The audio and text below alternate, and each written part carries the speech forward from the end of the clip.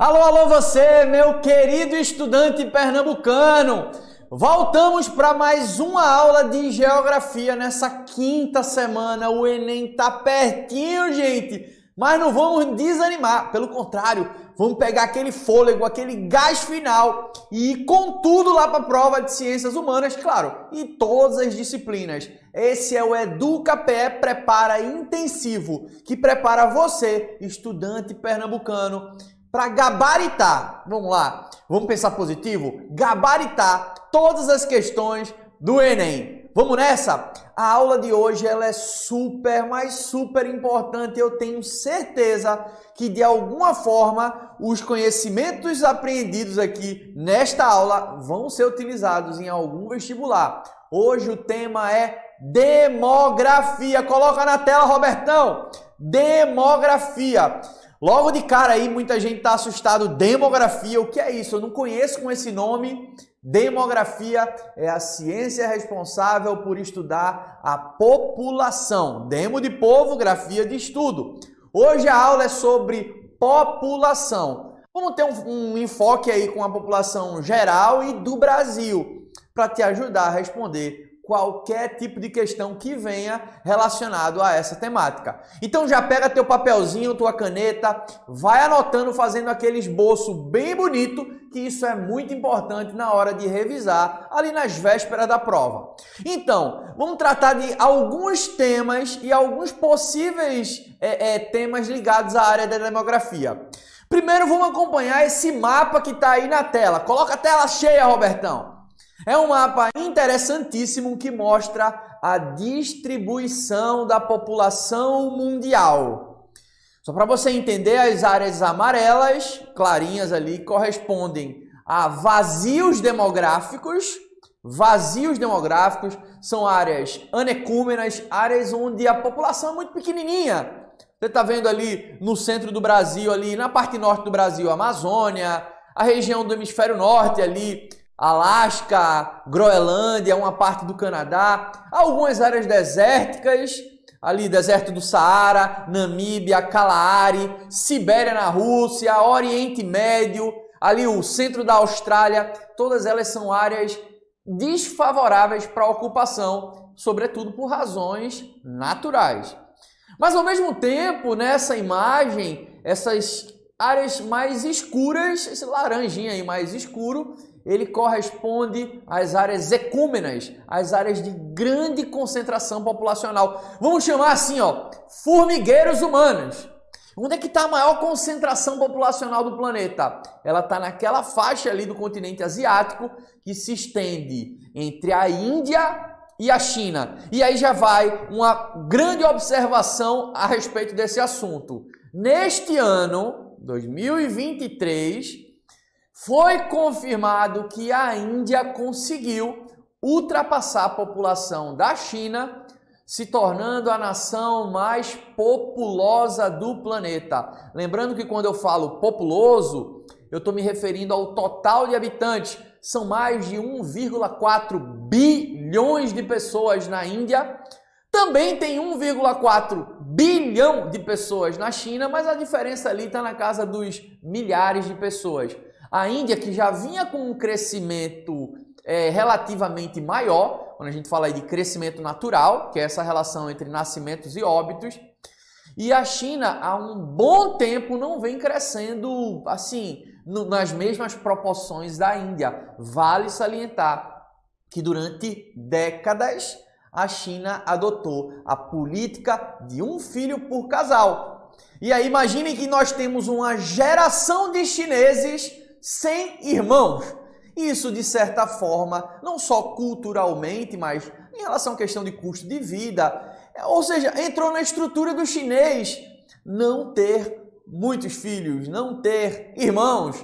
Então, hoje é uma grande legião de chineses que não querem ter filho, e enquanto a China, um país ali que tem uma grande área rural, foi crescendo, crescendo, crescendo, ultrapassou a China em 2023. Hoje, Índia é a nação mais populosa do planeta. Mas ali nós temos outros grandes bolsões populacionais, né? Posso destacar a Europa, uma grande parte ali da África subsaariana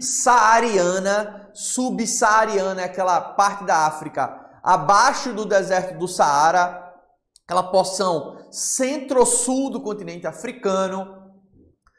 O litoral americano, né? Seja o litoral da América do Sul, principalmente ali na costa brasileira, né? Porque por razões históricas e econômicas, o litoral brasileiro é uma região muito povoada. Opa, olha a observação, volta para mim. Eu falei povoada. Povoada e ainda há pouco eu falei populoso. Populoso corresponde ao total de habitantes. Povoado se refere ali ao total por área.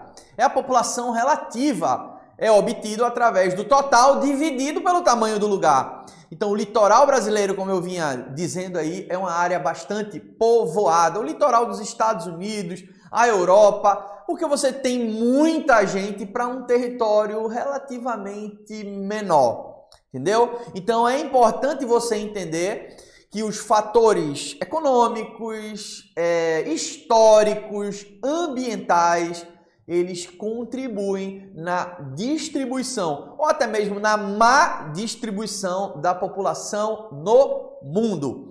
Voltando para o Brasil, sabemos que o litoral brasileiro corresponde ali à maior concentração populacional do país, principalmente por razões históricas e econômicas.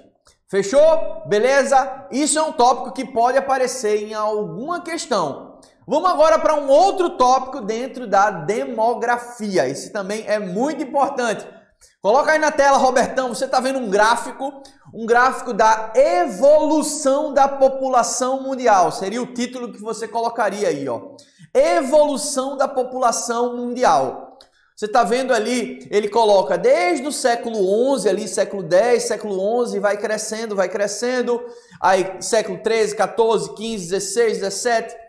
E aí você consegue perceber que durante muitos séculos, a população mundial literalmente não crescia. Ou crescia num ritmo muito lentinho, né? Muito tartaruguinha. Ao mesmo tempo que você está vendo ali, eu até coloquei ali de vermelho, Revolução Industrial, que a partir do final do século XVIII, início do século XIX, a população cresceu de forma vertiginosa, para cima, foi dobrando, até chegar aí a estimativa que nós temos hoje, que são 8 bilhões de habitantes. Agora volta aqui comigo para você entender o que é que aconteceu. Imaginem que durante muitos anos, na verdade eu vou aumentar isso cronologicamente, durante muitos séculos, a natalidade, que é a taxa de nascimento, e a mortalidade, que é a taxa de óbitos, elas se mantinham em equilíbrio. Porque por mais que nascessem muitos filhos, já que os casais há muitos anos atrás, há séculos atrás, eles não contavam com métodos contraceptivos, uma parte deles viviam ali, a maior parte deles viviam em zona rural, ou seja, era importante ter a mão de obra, mas a grande questão é que não havia essa prevenção aí de gravidez, então eles naturalmente ao longo da vida tinham muitos filhos, mas as condições de saúde e higiene eram precárias. Muitas doenças que dizimaram uma grande parcela da população mundial. E aí, nascia muito, mas também morriam muitas pessoas. A mortalidade infantil, que ali até o primeiro ano de vida era altíssima. Então, se mantinha em equilíbrio sem crescer, mesmo nascendo muito. Agora, o que é que tem a ver a Revolução Industrial? Imagine que a Revolução Industrial orientou pessoas a viverem em cidades. E a vida em cidade ela é diferente, porque a vida em cidade, queira ou não queira, você vai ter mais acesso ali a um médico, você vai ter acesso à água na torneira, a condições de higiene que vão melhorar. Sem falar que aí, metade do século XIX, ali, entrando no século XX, a medicina deu um grande salto. Então isso contribuiu para que muitas doenças fossem controladas. E aí o número de óbitos caiu e o nascimento se manteve nas alturas. E aí o resultado disso, coloca aí na tela, houve uma explosão demográfica. Olha ali a segunda fase, a mortalidade caindo por melhoria nas condições de saúde e higiene da população, deram um salto na população mundial. E aí nós temos esse momento em que a população começa a dobrar, literalmente a dobrar de tamanho. Só que essa tendência ela não se manteve. Você observa na terceira e quarta fase que a linha azul, que corresponde à taxa de nascimento ou a taxa de natalidade, ela vem declinando a partir da terceira fase, essa fase da transição demográfica. Por que isso vem acontecendo? Volta para mim. A expectativa de vida está cada vez melhor. A medicina hoje já está avançada a tal ponto de combater e prevenir inúmeras doenças e a fatalidade que uma doença poderia acometer, né? Ela já está bem mais tranquila. A grande questão é que hoje o custo de vida elevado, a inserção da mulher no mercado de trabalho, o planejamento familiar, o acesso facilitado a métodos contraceptivos, tudo isso vem reduzindo a natalidade. E aí o impacto na população mundial, sobretudo, por enquanto, nos países desenvolvidos, é a redução do número de filhos, redução do número de jovens. E onde é que você vai ver isso? Nesse gráfico que está mostrando aí na tela. Ele se chama pirâmide etária. Se você comparar a primeira pirâmide ali, a pirâmide jovem, aqui parece uma pirâmide, ela é típica de países com alta taxa de natalidade. Então você tem muito jovem na base da pirâmide, ou seja, significa ali que a taxa de nascimento é muito grande. Mas vejam que ao longo das pirâmides, essa base vai estreitando e o topo vai alargando. Pirâmides etárias com topo largo significa que aquela nação ela é envelhecida. A natalidade está bem baixinha e a mortalidade também. As pessoas vivem muito. Então você vai ter ali muitos idosos vivendo dentro daquela sociedade. Voltando aqui para o Brasil, gente, o Brasil está passando por essa transição. Se você observar, desde o nosso primeiro censo, lá em 1872, nem tinha IBGE. Foi um censo ali encomendado, ainda no Brasil Império, as paróquias distribuíram ali um formulário, os chefes da casa iam lá e respondiam perguntas a respeito da população. Mas a partir da década de 40, que o censo já foi realizado pelo IBGE, e aí a população vai crescendo, e aí chegando aos números atuais em torno de 203 milhões de habitantes. Você deve estar olhando aqui, volta para mim, 203 milhões de habitantes, mas eu vejo nos livros didáticos, eu vejo na maioria dos sites, 213, 211, 214, 215 milhões. Por que esse professor está dizendo que é 203? Se você acessar ao final dessa aula o site do IBGE, você vai ver, estamos agora aqui gravando às vésperas do Enem, estamos em outubro de 2023 e a previsão divulgada em 2021 estava em torno de 210, 211 milhões. A previsão divulgada em 2022 estava em torno de 207 milhões, já tinha baixado um pouquinho. E agora o IBGE lançou o resultado final do censo e aí os números oficiais apontam que o Brasil tem em torno de 203 milhões de habitantes. Interessante que o censo é aquele momento em que os recenseadores visitam as casas das pessoas. Beleza. E neste censo, quase 5%, um pouco menos de 5% da população não foi recenseada porque não tinha ninguém em casa. Então, obviamente que esses números aí, eles não são exatos, mas eles são aproximados e a população brasileira está um pouco menor do que era previsto. Não que ela diminuiu, na verdade ela ainda não diminuiu. Porém, o censo de 2022, porque foi realizado ano passado e divulgado este ano, pela primeira vez na história recente aí do IBGE, apresentou o menor crescimento do país. Isso significa dizer que o Brasil continua crescendo, mas crescendo menos, porque a taxa de reposição populacional, que ali a taxa de fecundidade, o número de filhos por mulher, está cada vez menor. Você, menina, você, menino que está me ouvindo aí, estudante, você tem sonhos de ter 5, 6, 7 filhos? 8 filhos, como vovó teve? 9 filhos? Não, você não tem, você quer estudar, você quer entrar na universidade, você quer arrumar um emprego, você quer construir patrimônio. Só depois, quando você encontrar o amor da sua vida, você vai dizer, agora sim, vamos ter 1 filho, 2 filhos. Vejam que isso já virou uma tendência.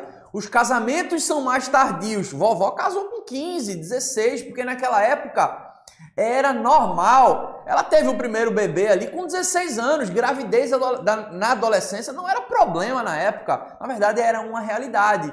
E aí hoje, o número de filhos reduzido se tornou uma tendência. E aí a manutenção da população brasileira, ela pode estar comprometida. Isso porque, imaginem daqui a 20, 30, 40, 50 anos, com a expectativa de vida maior, o número de idosos maior, ao mesmo tempo o número de jovens menor.